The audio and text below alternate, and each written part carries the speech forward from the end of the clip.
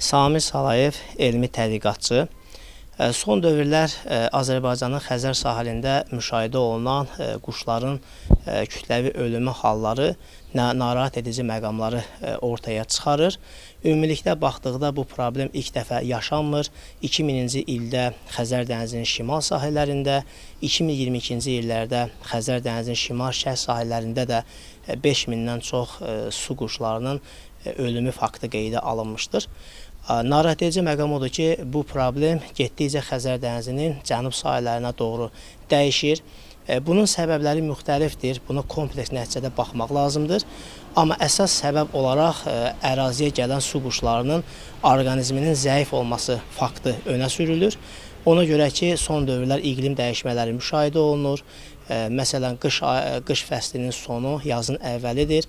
Temperatur dəyişmələri, güclü küləklərin müşahidə olunması normal gedişat deyil və nəticədə əraziyə gələn quşlar bu gedişata hazır olmadığına görə orqanizmdə immunitet zəifliyi müşahidə olunur və nəticədə təmasa keçdiyi istənilən infeksiya, istənilən mənfi təmas nəticəsində zəif orqanizm xəstəliklə mübarizə aparmaq gücünə malik deyil.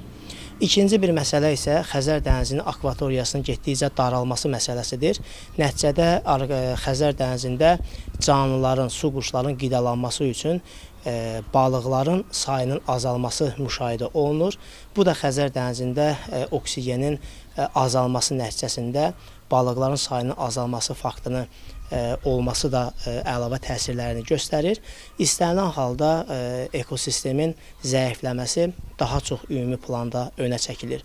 Və bu məsələ təkcə Azərbaycan dövlətinin aparacağı islahatlar nəticəsində aradan qalxan məsələ deyil.